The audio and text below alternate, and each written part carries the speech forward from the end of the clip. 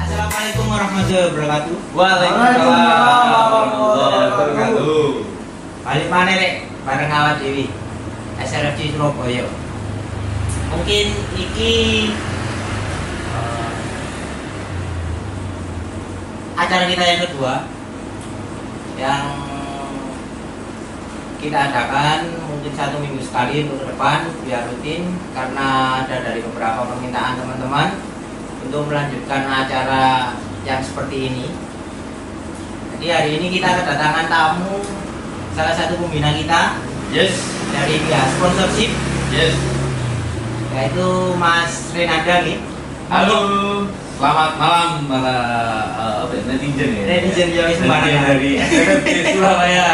Malam. Nyeruput dulu.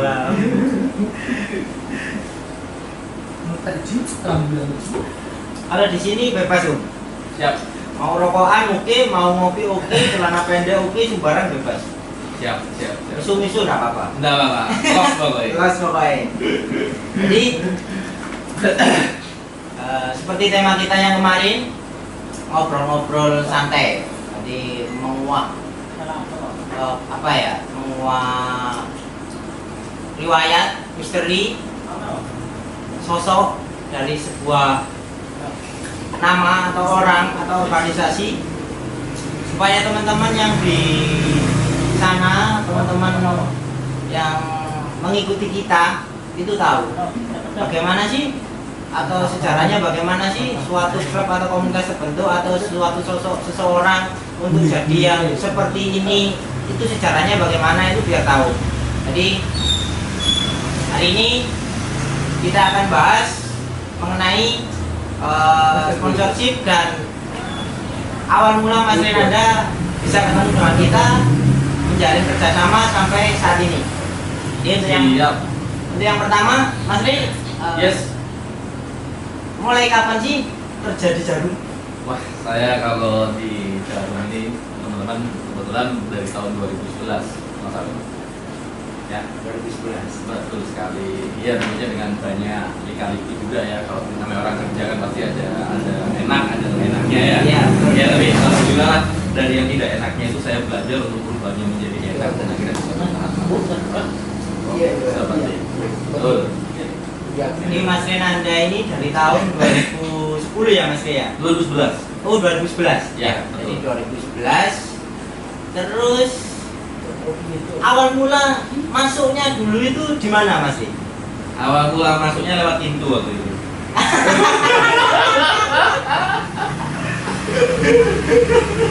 Enggak, jadi gini, awal itu dapat info lowongan di Jarum ini melalui website untuk yang apa kayak info loker gitu. Oh iya iya. Waktu itu terus ya coba-coba ngelamar. Alhamdulillah mungkin emang rezekinya di sini jadi ya seperti itu sih.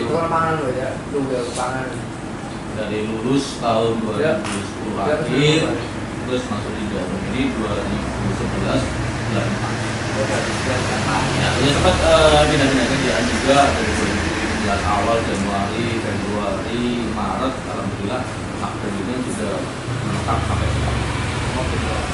Dulunya Mas Ren ini langsung di Surabaya atau mungkin di mana dulu? Dulunya saya awal training itu di Malang. Di Malang. 3 tahun di Malang, terus sempat di Surabaya 4 di kantor cabang. Terus Surabaya kan ada 2 kantor cabang nih. Iya. Ada di Rumput sama di Tandes. Di Rumputnya sempat 4 bulan, di Tandesnya setahun setengah, hampir 2 tahun, terus sampai sekarang di Rumput. Oh sampai sekarang di Rumput. Yes, betul. Mas Renanda, Ya, hadir. ini Mas Ren mulai karir ya. Kalau bilang mulai karir di Jarum sampai membina teman-teman komunitas nih. Yes. Dimulainya untuk membina itu tahun berapa? Sebenarnya kalau dikatakan dimulai sih dari tahun 2012 sih. Cuman pada waktu itu kita bahasa kita tuh bukan pembinaan atau gimana Ya. jadi bahasa kita lebih boleh dulu. Jadi kalau saya diajari sama trainer saya waktu saya masih training awal-awal itu, Ya. pokoknya prinsipnya beliau hanya mengatakan jangan buat kerjaanmu ini jadi sebuah buta. Dalam arti ini adalah kita bekerja dengan difasilitasi oleh perusahaan untuk mencari teman, mencari relasi, dan mencari saudara sebanyak-banyak. Seperti itu. Ya tentunya dengan adanya fasilitasi yang dari perusahaan juga tentunya sih. Nah, saya sampai sempat tanya ke senior saya, kok bisa gitu sih? Cak, kalau prinsipnya kayak menurut saya ini gampangannya ini misalnya awamu ketemu nanya, Ya. awamu kayak ambil kayak rokok, kira-kira sopan Ya, lah. Jadi ini adalah media kita untuk sambung silaturahmi. Seperti itu sih ceritanya. Jadi dari tahun 2012 ya Om ya? Ya waktu itu sih masih bergulat di teman-teman kampus, Ya. UKM musik kampus, ada juga yang motor juga ada waktu itu. Ya banyak lah waktu itu masih belum apa terwujudkan kayak sekarang kan mending diarahnya ke teman-teman komunitas sepeda motor. Terus untuk suka dukanya Om. Waduh, Nah, ini suka dukanya dalam membina komunitas lah. yes. Suka dukanya ini bagaimana? Ya suka dukanya sih kalau saya bilang sih banyak sih. Cuman ya tadi yang sudah saya bilang di awal, gimana caranya saya merubah duka itu menjadi suka atau tidak senang menjadi senang. Ya. Jadi kita jalani dengan enjoy. Kalau terkait dengan pengalaman bagaimana gimananya banyak juga. Ya namanya kalau kita ketemu dengan rekan-rekan, ketemu dengan dalam arti teman-teman komunitas. Ya. Kita berusaha menyelami sih kira-kira teman-teman komunitas ini kenapa sih mereka kok tertarik dengan awalnya saya sempat interaksi dengan teman-teman komunitas. Kok mereka bisa ya dalam arti masuk ke sebuah wadah yang mana itu kalau dari sudut pandang saya pribadi, wadahnya ini kan wadah yang bersifat informal. Bener ya Mas? Ya betul. Jadi kayak misalnya kayak biasanya kalau kita kerja ini kan wadah yang formal. Ya betul. Kita diberikan kompensasi terkait dengan kewajiban yang akan diminta oleh perusahaan. Dalam arti kasih hak, tapi juga ada kewajiban ini. Nah sementara teman-teman komunitas ini kok uniknya tuh mereka bisa memberikan sebuah kewajiban ke wadah ini tadi, tapi tanpa mereka mendapatkan kompensasi yang. Iya. Nah itu tuh pertama tanda tanya saya sih di situ sih, kok bisa sih? Karena saya menyelami, mendalami. Oh ternyata mereka ada sebuah sisi persaudaraan yang bisa diukur dan tidak bisa dinilai. Seperti itu. Sedulurani lah. Sedulurani, betul. Iya. Jadi dalam hal ini kalau bahasanya sih brotherhood. Jadi keren gitu. Dan kita terlepas dari komunitas motor aja, ternyata kan saya juga pernah kenal dengan teman-teman UKM musik juga, dan mereka satu hobi, satu visi. Ya. Dan itu lebih mengarah ke satu hobi sih, satu hobi. Dari yang satu hobi mereka berkumpul, mereka merasa nyaman, terjadi sebuah jalinan persaudaraan, persahabatan, mereka jalan dalam hal ini tanpa ada paksaan mungkin gitu. Paksaan ataupun hitung-hitungan kayak take and give yang terlalu berlebih. Aku masih sekian nih keringatku atau usahaku komunitas aku dapat apa? Iya betul. Dan tanpa ada seperti itu tuh kayak asik gitu loh. Iya betul. Lah itu dia. Jadi saya coba menyelami sih waktu itu di situ. Akhirnya alhamdulillah seiring berjalannya ya memang banyak juga dukanya. Cuman ya dalam hal ini buat pribadi saya itu sebuah proses pembelajaran. Lebih ke sana sih. Lebih ke sana ya Om. Iya. Soalnya nih boleh dulu dia. Iya betul. Ya boleh dulur itu aneh nih. Yes, Ya. betul. Tekon boleh dulur. Ya. Apa namanya apa musim no? Ini beda. Jadi kalau kamu nyari saudara, apalagi kamu masih muda, itu sebanyak-banyaknya. Supaya apa? Supaya kamu ke depan nih bisa jadi orang yang lebih berkembang. Jadi lebih banyak pengalaman, lebih banyak tukar pikiran di situ, dan lebih banyak kalian tahu gitu loh. Kalian tahu dalam hal ini tahunya itu sakmini. Aku mencintai teman-temanku atau saudaraku tanpa aku dibayar pun itu aku bisa meluangkan itu. Memang jadi pertanyaan saya sekarang gini, asal muasal atau gimana sih? Mungkin setiap komunitas kan treatmentnya beda-beda nih kalau Iya, misalnya, kan? betul.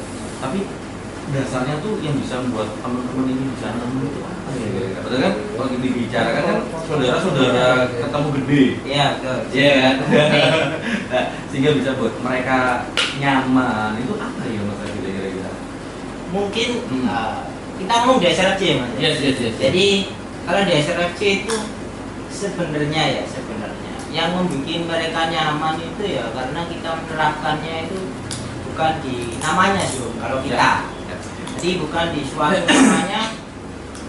Contoh lagi nih, kamu ikut suatu komunitas. Tanya ya. Ya, komunitas alam. Di situ kan ada nih yang member itu disuruh diperas, ya entah itu keringat atau entah itu uangnya, untuk apa ya,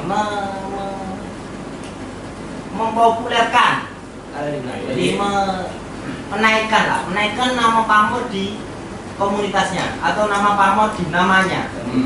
Kalau di SRFC mungkin tidak. Jadi kalau di SRFC itu nama dan motormu itu adalah sebuah alat sih, alat penghubung gitu loh. Jembatan tau. Nah, untuk di dalamnya kita bentuk yang namanya kekeluargaan. Makanya kalau ada member yang kopdar, tidak apa-apa. Member kopdar, alhamdulillah, kan gitu. Terus ada member mau keluar, ya tidak apa-apa. Yang penting kita bentuk rasa saudara itu supaya mereka nyaman. Kalau sudah mereka nyaman, kita kalau dibilang itu dia mau meluangkan waktu, tenaga, pikiran untuk kita itu loyal gitu loh. Jadi loyalitasnya kuat karena tidak ada paksaan apapun dari kita dan kita mengerti mereka karena kita juga tahu kita membentuk atau membangun sebuah klub ini gak bisa besar dari mereka dan kita juga tidak bisa mengasih reward buat mereka kan gitu. Jadi gak bisa bayari lah kasarnya. Mungkin untuk kedepannya pola-pola yang seperti ini sih sebenarnya perlu diterapkan. Jadi supaya teman-teman tahu juga, supaya teman-teman mengerti bagaimana sih membangun suatu klub atau komunitas yang baik. Karena umur komunitas dan klub itu sebenarnya tergantung daripada kalian kan gitu. Ada 3 fase biasanya. Fase pertama pendidikan. Jadi mulai pendidikan member. Bagaimana sih member ini diberitahu dan bisa mengerti mengenai pola pikir teman-teman yang ada di dalam. Kalau yang kedua, caranya gimana? Nah, caranya ini kalian ngakuin jadi ya bisa. Nah, ini sebuah proses pembelajaran ya kan? Iya. Itu bagaimana kita menguasai lawan. balik saudara. Penontonnya mikir, ini sih bagian pertanyaan sinanya di sini gitu loh. Makanya enak kita di sini ya itu tadi. Nah, los pokoknya. Los pokoknya. Siap. Sebenarnya kita tidak butuh konten. Mengalir apa adanya. Jadi pendidikan member yang baik dan bagus supaya mengerti dengan keadaan komunitas dan klub dan pola pikir teman-teman yang ada di dalam. Ini satu, jangan kamu mudah mengambil member. Dalam artiannya gini, member itu baik buruknya kamu tidak tahu kalau masih baru. Nah, kan gitu. Anggapannya kita aju lah. Paspor masuk, nggak masuk, nggak masalah. Itu urusan kamu. Nah, kalau di SRFC seperti itu sih. Jadi ada beberapa waktu, ada beberapa fase yang kita terapkan supaya mereka itu tahu dengan sendirinya tanpa kita beritahu, tanpa kita pucat. Sorry ya. Ayo setting saudara. Ini kok gak usah diedit, aku jauh dulu. Ini loh. Dengar ini kau lagi. Nah, wis. Kali ini. Nah, wis foto. Terus. Gak usah diedit. Sip. Yes. Jadi supaya tahu dengan kondisi kita kita yang mau bangun itu bagaimana, terus mereka bisa adaptasi dengan kita, ya itu tadi. Bagaimana mereka sendiri bisa menempatkan dirinya ke kita, karena kita tidak pernah memberitahu, tidak pernah menyuruh mereka seperti ini. Ada tidak pernah menegur mereka bila mana mereka salah. Nah, ini dibiarkan dulu. Cuman ada yang namanya fase, ya itu tadi yang kita persulit di situ. Contoh, kamu bisa masuk ke sini, kamu harus melewati satu tahapan yang namanya pemantapan kalau kita. Karena ada dua, satu pemantapan, yang satunya 3. Baru ini dapat nama regis. Nah, untuk yang pemantapan ini, kamu sudah dianggap menjadi keluarga kita, keluarga SRC Surabaya. Kalau kamu sudah dapat nomor regis atau barcode, kamu harus ikut 3, baru kamu bisa diakui di keluarga SRC Indonesia. Nah, sebelum kamu ikut pemantapan, kamu harus menjalani waktu minimal 2 tahun. Jadi 2 tahun kamu nanti baru tahu. Kita baru tahu yang pertama, kita baru tahu aki elekmu nanti. Itu yang pertama. Yang kedua, kamu juga baru tahu dan baru mengenal kamu harusnya menempatkan diri di sini itu seperti apa. Jadi kenapa harus 2 tahun waktu yang dibutuhkan? Karena itu belajar dari pengalaman sih. Jadi 1 tahun itu kita belum tahu sih sebenarnya orang ini bagus atau baik untuk kita didik ke depannya menjadi pionernya kita ke depan. Kalau seumpama yang lama-lama ini sudah tidak aktif atau regenerasi lah, kan. Nah, itu 1 tahun belum cukup kalau kita. 2 tahun minimal. Itu pun kalau pemantapan kita minimal itu 10 orang. Nah, kalau seumpama yang sudah 2 tahun itu 6 orang atau 7 orang nih, yang 3 orang atau 4 orang belum sampai, ya itu nunggu. Itu dia harus nunggu yang belum sampai 2 tahun itu. Terus yang kedua, itu bisa diadakan pemantapan kalau dirasa member ini sudah berkompeten. Dalam artian berkompeten itu dia disiplin tanpa disuruh. Nah, dia tidak melakukan pelanggaran tanpa kita kasih contoh-contoh pelanggaran, kamu seperti ini, kamu seperti ini, kamu seperti ini lah. Dia itu tahu sendiri ya.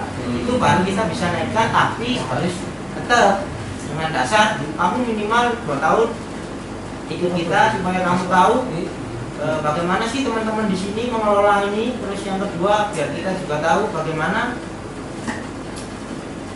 sifat dan kelakuan kamu. Nah, terkait dengan tadi 2 tahun nih, selama member itu tadi belum belum terangkat jadi registrasi nih. Iya. Maaf ya. Nah, yang mau saya tanyakan ini kira-kira kewajibannya calon member ini apa ya di komunitas? Ya itu tadi dikembalikan lagi Om. Ya. Kewajibannya di komunitas kan, setiap kopsar atau kopsan, teman-teman itu tidak ada yang orang-orang. Iya. Mereka datang dengan sendirinya, itu satu. Karena di kita, meskipun kamu datang itu ada absensi. Nah, absensi setiap 1 bulan sekali itu pasti ada data nama-nama anak atau member yang dirasa kurang. Itu lah. Dikatakan cukup? Dikatakan cukup karena kita ada 8 kali pertemuan, 4 kali kopdar, 4 kali kopsa. Jadi 1 bulan ada 8 kali pertemuan. Nah, kalau dikatakan cukup itu minimal kamu datang 6 kali pertemuan. Dari total 8. Dari total atau kopdar. Iya betul. Ya. Jadi dari 8 kali pertemuan kamu dirasa cukup, kamu bolos 2 kali lah. Ya. Jadi 6 kali kamu bisa datang. Meskipun kamu cuma melihat lah, tidak terlalu lama. Jangan. Jangan betul.